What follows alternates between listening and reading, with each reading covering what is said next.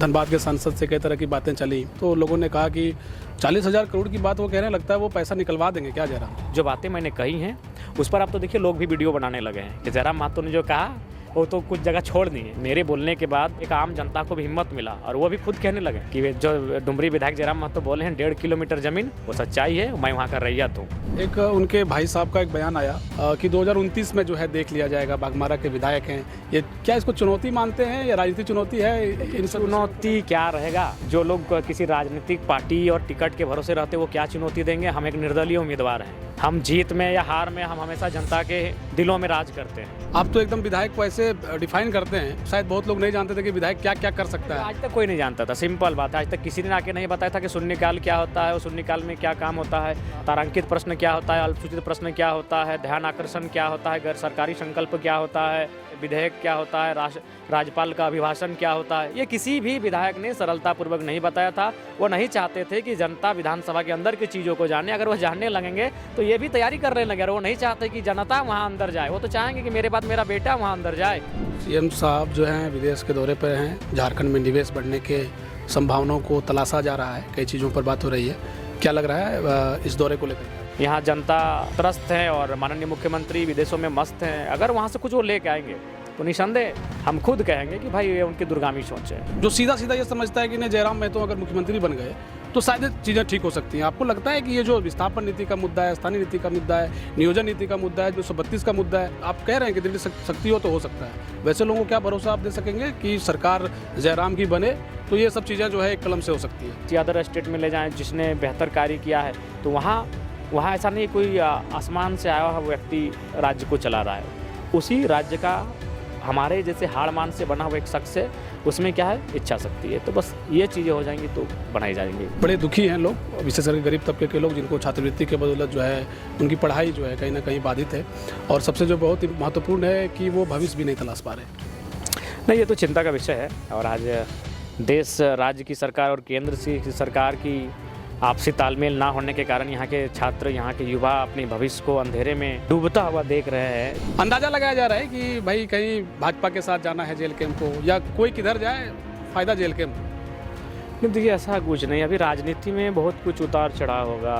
क्या पता कल को भारतीय जनता पार्टी और झारखंड मुक्ति मोर्चा आपस में गठबंधन कर ले, कांग्रेस गठबंधन से आप उसे बाहर देखेंगे। तो राजनीति एक ऐसी चीज़ है जिसमें कोई भी एग्जैक्ट नहीं कर सकता है कि क्या होने वाला है।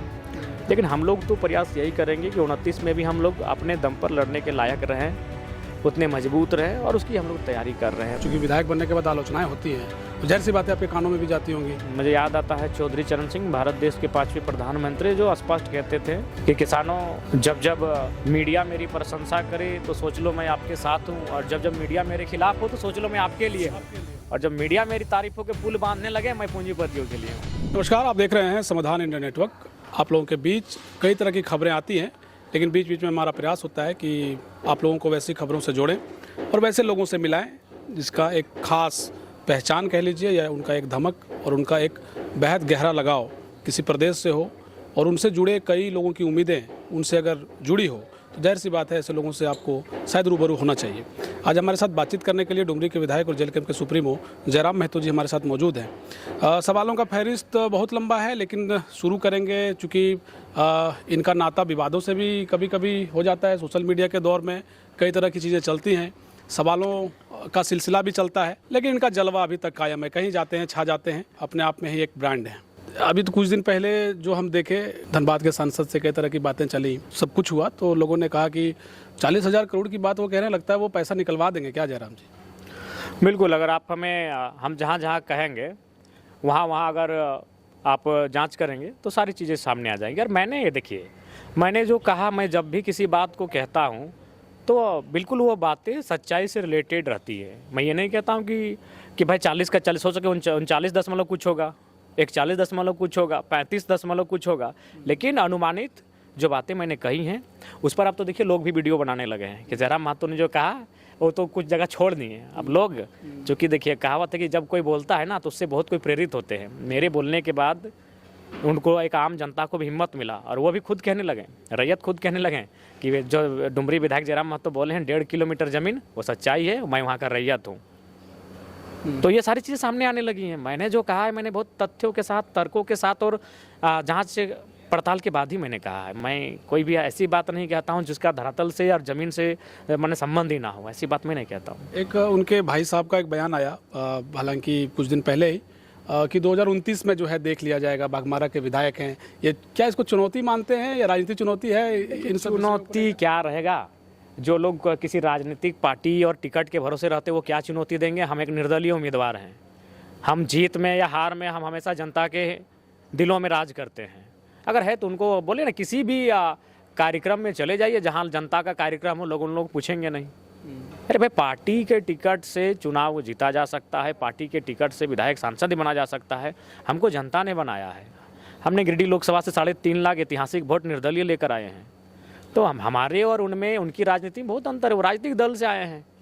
लेकिन ये आपका स्टेटमेंट जब आ जाता है कि हमने सांसद को बनाया है, देखिए इसके पीछे बहुत सारी बातें हैं और इसका खुलासा निसंदेह भविष्य में होगा। अभी कुछ बातें रहने दीजिए। कह रहे हैं एक बुक अगर हम लिखेंगे तो उसमें जो है निसंदेह हमें कहने, हम कोई भी अपने विधायकी जीवन का कोई भी भार लेकर वो ऊपर नहीं जाएंगे। उसे हम एक छात्र रहे हैं, आज भी हैं। लिखना पढ़ना मेरा शौक़ है।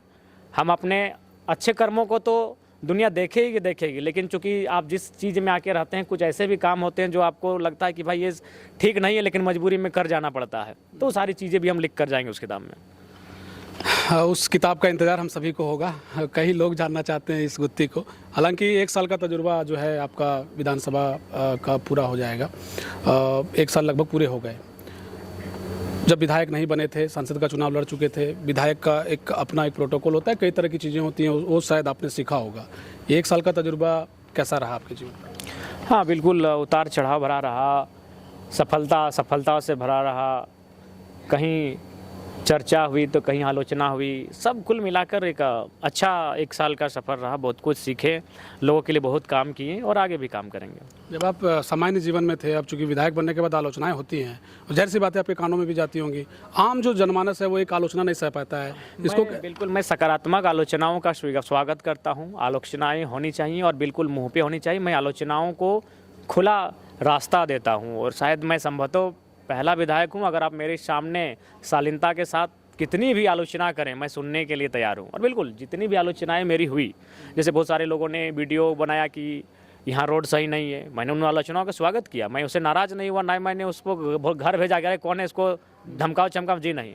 मैंने उसको तुरंत उपायुक्त को चिट्ठी लिखा कि भाई यहाँ सड़क का अभाव है। एक आलोचना हुई कि भाई स्कूल में समस्या है, लोगों ने वीडियो बनाया, वो हम तक आया। उस आलोचना का मैंने फिर स्वागत किया। मैंने उसको डीओ को लेटर लिखा, वहाँ फिर शायद 4 रूम का कमरा बन जाएगा। तो जो आलोचनाएं अगर आईना दिखाने के लिए है, चूँकि विधायक हर जगह पहुँच नहीं पाता है, हर गांव हर गली बहुत बड़ा, कोई भी विधानसभा बहुत बड़ा होता है।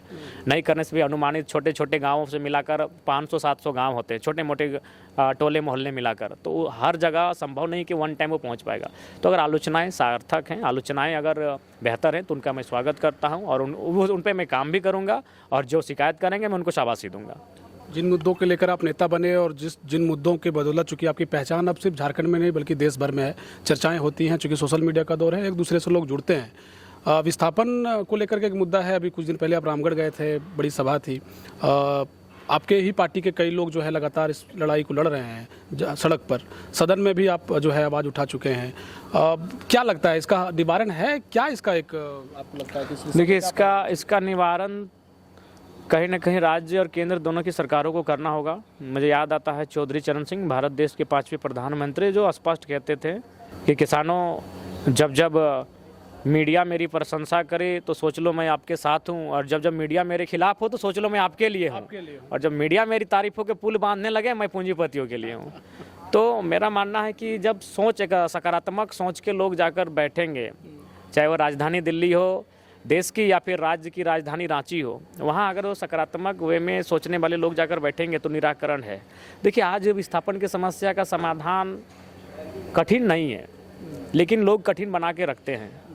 आज मान के चलिए ये किसी से नहीं छुपा है, कोई भी जगह आप जाए, अगर वो कंपनी फैक्ट्री है तो वो सबसे पहले तो वहाँ के जिला प्रशासन को मैनेज करती है, फिर वहाँ के जनप्रतिनिधियों को मैनेज करती है, और उसके बाद अगर कोई दबंग व्यक्ति है जिसकी छवि थोड़ा सा रौआबदार है तो उसको भी वो मंथली देने काम करते हैं। लेकिन यही जब वो बात करते हैं रैयतों की, जिन पैसों को वो खर्च करते हैं राजनीतिक गलियारों में, जिन पैसों को वो यहाँ वहाँ मैनेज करने में खर्च करते हैं, उस पैसे से अब बहुत सरल तरीके से विस्थापित हो जाएगा। उनके नए गांव बसाए जाएंगे, उनके लिए स्वास्थ्य शिक्षा की व्यवस्था हो जाएगी, उनके लिए वो तमाम सुविधाएं मिल जाएंगी जो पहले के उस गांव में थी, जिसको अभी विस्थापित किया जा रहा है। लेकिन वो पॉलिटिशियन भी चाहते हैं कि वो ना होकर क्या काम हो, हमारा काम हो। देखिए करते हैं, अभी तो आप जहाँ भी कंपनियां संचालित हो रही हैं, वो भी वहाँ अगर उस क्षेत्र में कोई विधायक है तो उनको विशेष सुविधाएं दे रही हैं।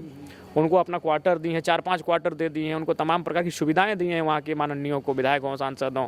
तो ये तो परिपाटी है, इस चीज़ को तोड़ना होगा, तभी जाकर विस्थापन की समस्या का समाधान होगा।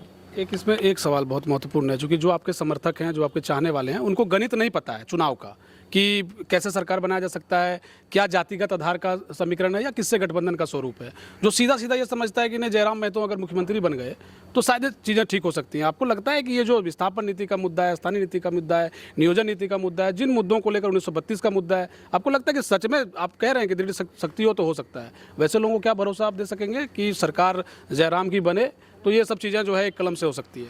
संभव है आपको लगता है, चूंकि आपका अनुभव भी 1 साल का है? इच्छा शक्ति सबसे बड़ा चीज़ है। मैंने देखा कि अभी जितने भी मैं विभागीय पदाधिकारियों से मिलता हूँ, उनका कहना है कि भाई हम लोग का तो सीधा सीएमओ से संपर्क है, वहीं से हमारा इधर उधर होना होता है, तो ज़्यादा हम लोग किसी को इसीलिए ना मतलब सो डरते हैं ना परवाह करते हैं। हमारे बहुत सारे साथी जगहों पर हैं जो पदाधिकारी के रूप में तैनात है, उनका सीधा यही कहना है कि हम लोग का सीधा जो संबंध है वो ऊपर से ही होता है, हमें इधर उधर आना जाना यानी कह सकते हैं ट्रांसफ़र दिस दैट।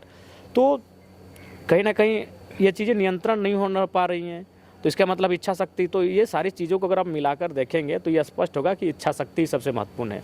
इच्छा शक्ति होगी तो ज़रूर पॉलिसियाँ आप किसी अदर स्टेट में ले जाएं जिसने बेहतर कार्य किया है, तो वहाँ ऐसा नहीं कोई आसमान से आया हुआ व्यक्ति राज्य को चला रहा है, उसी राज्य का हमारे जैसे हाड़मान से बना हुआ एक शख्स है, उसमें क्या है, इच्छा शक्ति है। तो बस ये चीज़ें हो जाएंगी तो बनाई जाएंगी। सीएम साहब जो हैं विदेश के दौरे पर हैं, झारखंड में निवेश बढ़ने के संभावनाओं को तलाशा जा रहा है, कई चीज़ों पर बात हो रही है, क्या लग रहा है इस दौरे को लेकर? क्या देखिए वो दौरा तो अभी वो आएंगे, जब तक हम लोग कम से कम तो 1-1.5 महीना देखेंगे क्या फलाफल उसका होगा। पिछली बार भी वो दौरे पर गए थे, ऐसे हमें लगता है 5-6 महीना से ज़्यादा ही हो गया आए, लेकिन अभी तक कोई फलाफल दिख नहीं रहा है। दौरा में आए, फोटो शूट हुआ, हमें लगता है करोड़ों का खर्च हुआ, शायद सरकारी खर्च था, तो करोड़ों का खर्च होता है। वो एक तरह से घूम रहे हैं, टूर पे जा रहे हैं, जीवन का आनंद ले रहे हैं, यहाँ जनता त्रस्त है और माननीय मुख्यमंत्री विदेशों में मस्त हैं। अगर वहाँ से कुछ वो लेके आएंगे तो निसंदेह हम खुद कहेंगे कि भाई ये उनकी दूरगामी सोच है, हम लोग खुद कहेंगे कि हाँ आपने ठीक किया। लेकिन अगर